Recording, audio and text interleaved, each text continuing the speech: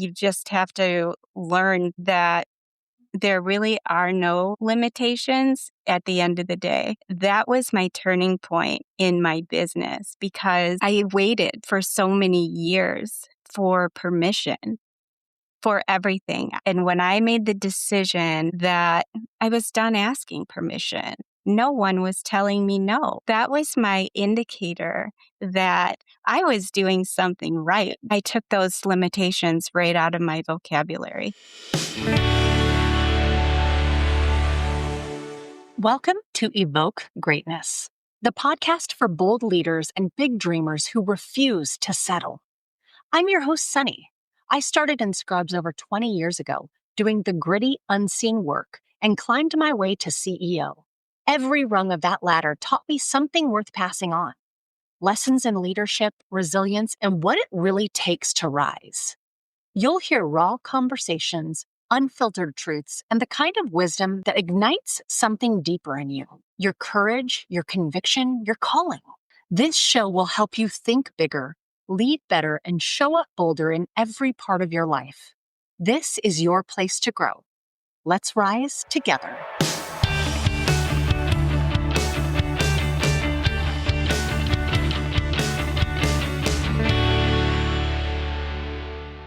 Before we jump in, let me ask you something. Where in your life are you still waiting for permission? Permission to lead, permission to pivot, permission to go after the thing that won't leave you alone. Today's conversation is a reminder that no one is coming to validate your calling.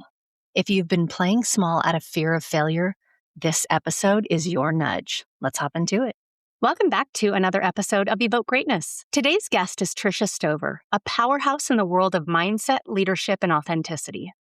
Tricia is the founder of Performance Masters and has spent her career helping leaders break free from internal limits to lead with clarity and show up fully as who they actually are, not who they think they're supposed to be.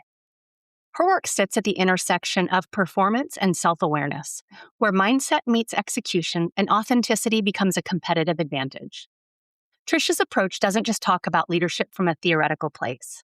She challenges leaders to look inward, confront their patterns, and take radical responsibility for how they think, lead, and live. This conversation is for anyone who's successful on paper, but knows that there is another level available and is ready to access it. Tricia, welcome to the show. Thanks so much, Sunny. It's great to be here. Well, I always like to do a look back before we look forward or assess where you are today. And so I want to kick off with a bit of a two-part question. And that is, you do deep work in that mindset and leadership space. What originally pulled you into this work? And then kind of that part two is, what did you first have to confront within yourself to be able to lead others in this way? Good question. I'll start with the second portion of that, and then I'll go back to the first question. I'll just be honest here when I talk about breaking down, right? Having the breakdowns in life that everyone has, but not everyone is capable of admitting it or how to get through it. And in business and in personal life, it just happens. There are so many unexpected twists and turns in life, and you go through them blaming others. You can even blame yourself, right? But when you take ownership of what's happening and you realize that, I say this all the time, no one is coming to save you. And it's really true. And for those who have people that come to save them, I am a little jealous of that because I have not had that throughout my lifetime. Why I do what I do goes back to 20 years ago. I was 35 years old. I was a stay-home mom, and I have 3 children, and my children were young at the time. And I unexpectedly lost my husband, and I didn't have an education. I didn't have a career path. I had a white picket fence that was the life I was going to live the rest of my life.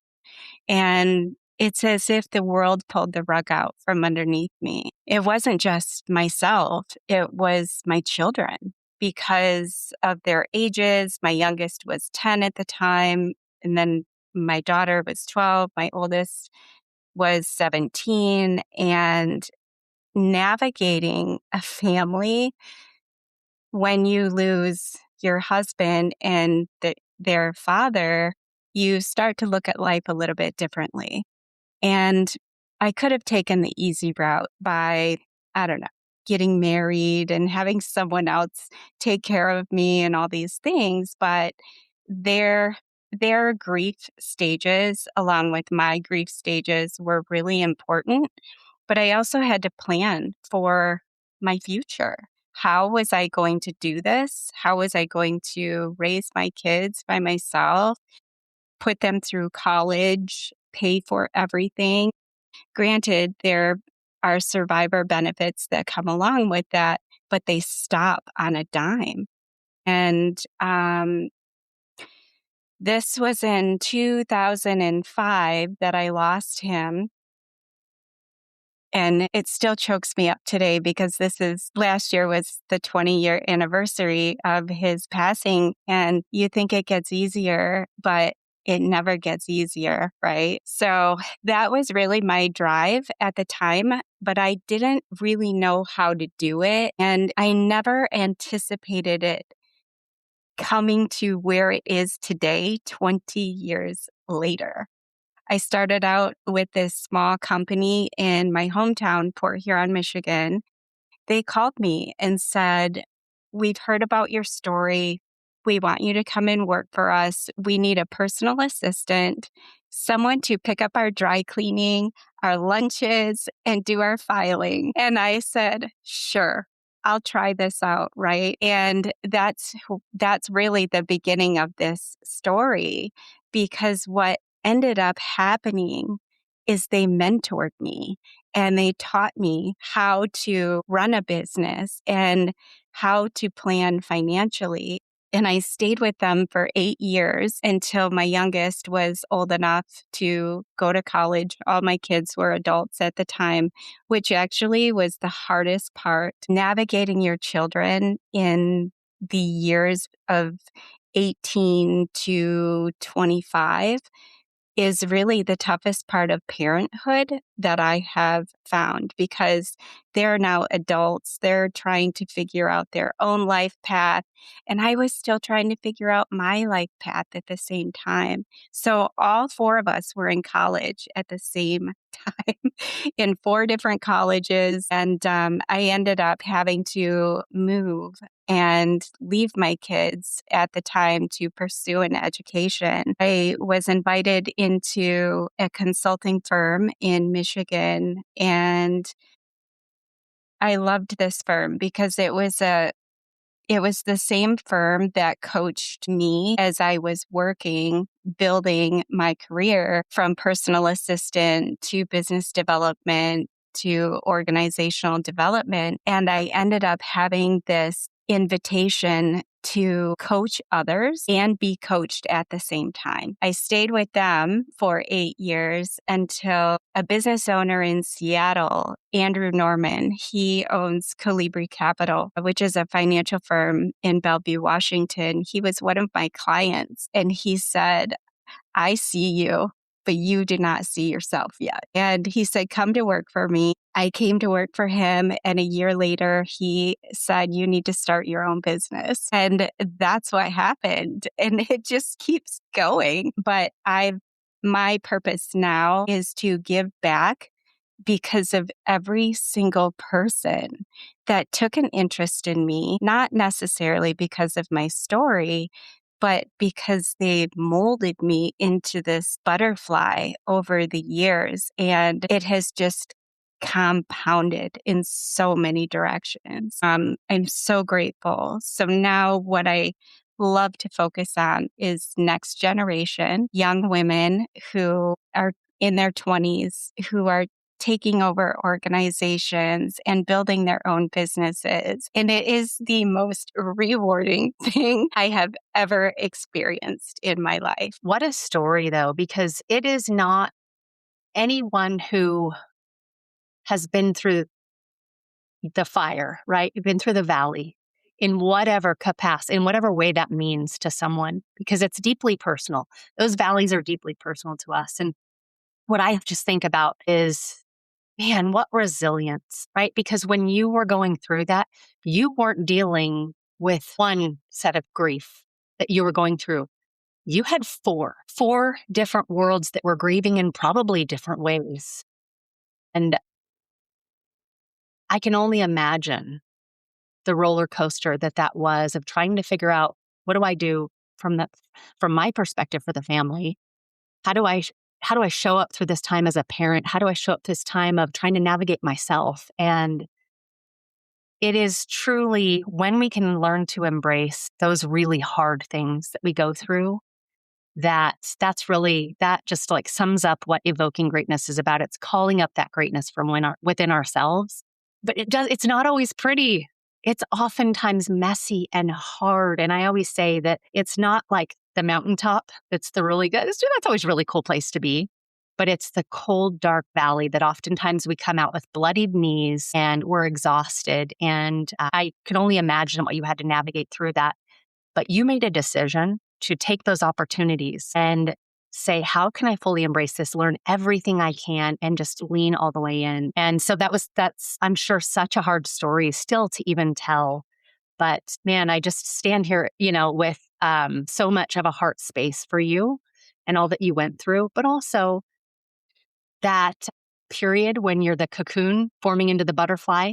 And that, of course, is not a pretty moment either, right? It's messy and it's gooey and it's sticky. And then all of a sudden this beautiful thing happens. And sometimes it takes a really long time. But man, I really do honor your story and all that you've navigated through that. So I appreciate you sharing the background, which is so often why I like to go take a glance backwards before we go forward. Absolutely. And to confirm, yes, that it's been a total hell, or was a total hell for a very long time. And it was not just a hell for me, but obviously my kids, and we function as a unit, and we have all gone through the same hell together.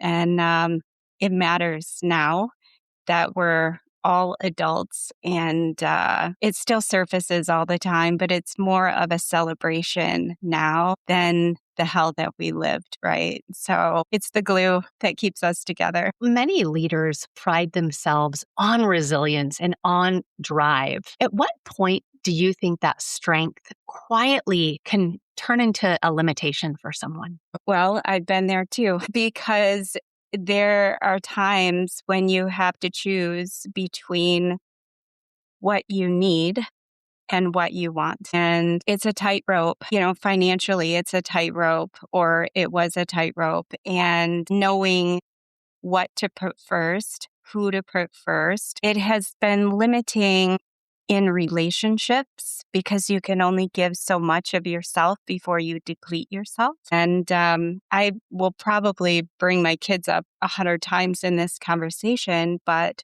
in the end, when you lead by example and they know that you're leading from your heart and you are leading from that place within to provide and care for others, and not only in the personal life, but that's also the pathway for coaching, is putting others first and knowing when to pull the trigger, knowing when to sit back. The biggest thing I've learned is listening, understanding when things go haywire, which are all the time, looking inward at myself before I take those next steps has become a really important key in how I operate in general, both with my family and my professional career. And by the way, I run my family like a business because that was the only way to do it, right? You have to corral, and you're herding cats all the time, and you just have to learn that there really are no limitations at the end of the day. And that was my turning point in my business, because I waited for so many years for permission for everything. I was used to asking or waiting for someone to ask me. And when I made the decision, must have been about 5 years ago, that I was done asking permission. And the reason was no one was telling me no. So that was my indicator that I was doing something right because no one is telling me no. And it allowed this platform to just organically develop on my timeline now that my kids were older and now have the flexibility a little bit more. I took those limitations right out of my vocabulary. And I just said, I'm going for it. And this is how it's going to be. And I have a plan.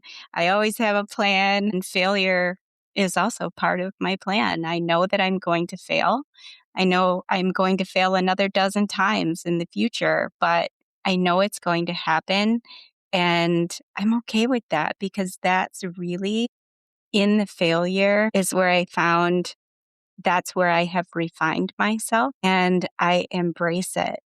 I just don't like it. I don't like it at all because it really holds up that mirror and you're saying, man, all these things, these things keep happening and it's the definition of insanity until you look at yourself and say, okay, I need to change myself. So yeah, there's no limitation in my life right now. And it is the most freeing feeling I could ever have. Earlier this week, we had leaders from within our organization come together and we do an annual conference. And the goal is really to give them the tools and resources to pour into them so that they can take that back with them and pour out into those around them. One of the things we talked about was limitations and what are you willing to let go of that doesn't serve you. And so it was really interesting to hear a lot of really great, resilient, ambitious women. And when they talked about the limitations, what kind of correlated with this question was fear of failure. And so I want to make sure I'm doing all the right things because I'm ambitious and I'm driven and I want to grow but I'm terrified of failing. And the other one was feeling like they had to do it all on their own. And so it gets lonely and you don't trust anyone else enough. That's what we peeled back the layers and it was really, are you saying you don't trust your team enough? And it was like, oh, well, no, but yes. And so we talked through delegation and we talked through kind of that trust equation of what it takes to really feel like you trust others enough to say, I'm not going to try to control everything because that doesn't serve anyone. But that also gives the opportunity for others to grow. And so when we let go of some of those limitations or some of those things, even mentally that hold us back, not only does it allow us space, like you've talked about, like it's freeing to not have those limitations sitting around you all the time, but we're also a mirror to those we're leading. And so when we can say, you know what, things are going to get messy and bumpy sometimes. And that was what I told them. If you ask anyone in this room how many times they've failed, like you'll need all day long to hear the answers because we've all messed things up, which is part of the process. If we can mess the things up, learn really sometimes hard, but good lessons and come out better and stronger on the other side, then it was all worth it.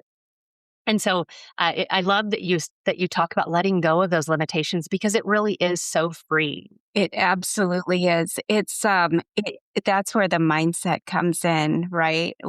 And you said this, fear of failure, fear of, I'm not going to have enough money to do this and I'm going to fail here and having to rearrange.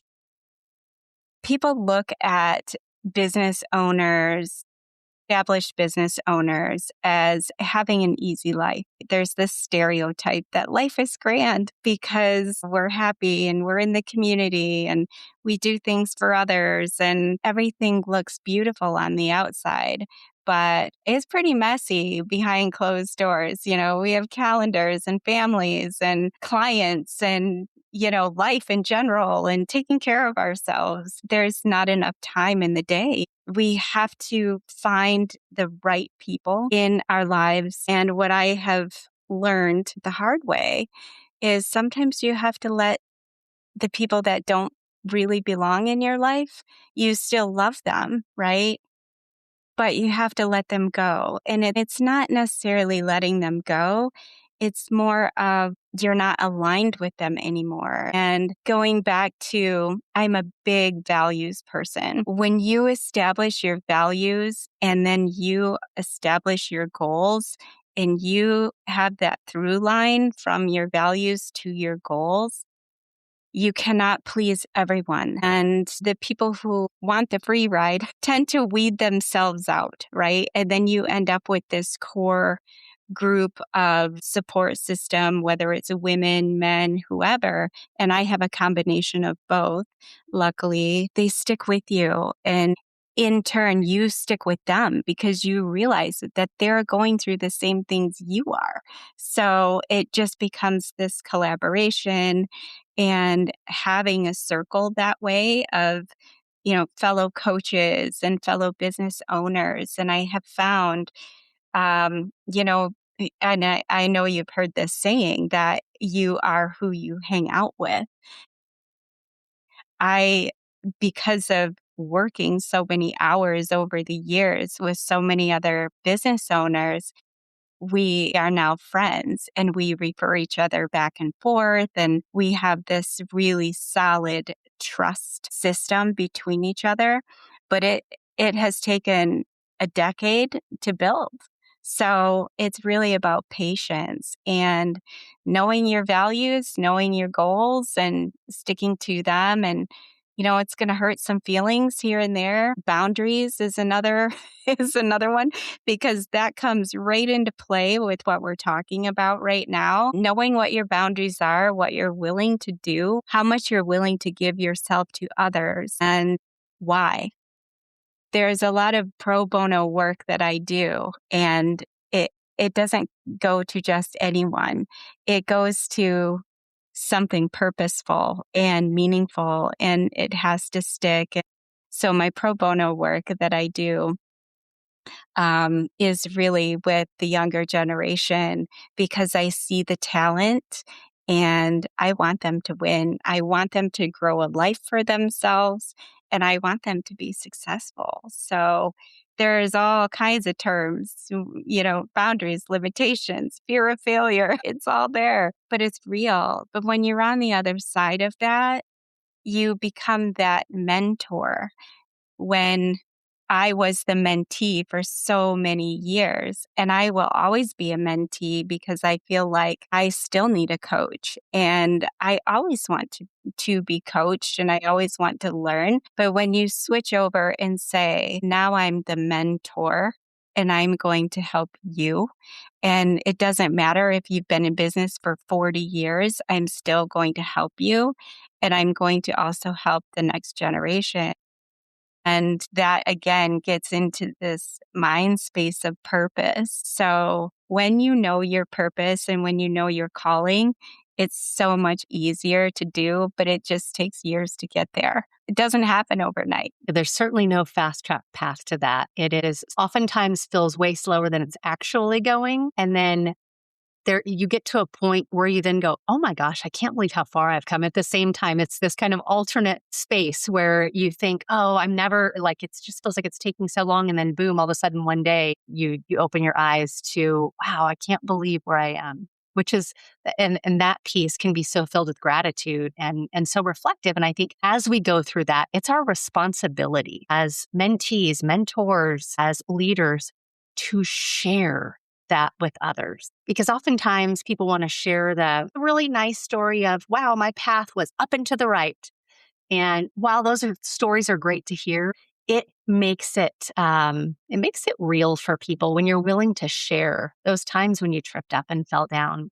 And what did you do as a result? And that allows people to almost vicariously step over some potholes if you're sharing things with them that they don't have to experience because they heard a lesson and it was like, okay, that really resonates. And I'm going to step over this and avoid that on my own. I'll find another one down the road. But it's, I really do feel like it's such a sense of a responsibility as leaders to be able to be real and be authentic and be vulnerable in how we share. Yeah. Okay, this is where we hit the pause button. Make sure to come back next week. In part 2, we go deeper into the fear of failure, the loneliness of leadership, delegation, boundaries, and how high-performing women can release control without losing excellence. Because on the other side of fear is freedom, and we're just getting started. If today's episode challenged you, moved you, or lit a fire in your soul, don't keep it to yourself. Share it with somebody who's ready to rise. Could I ask you to take 30 seconds to leave a review? It's the best way to say thank you and help this show reach more bold leaders like you. Because this isn't just a podcast, it's a movement. We're not here to play small.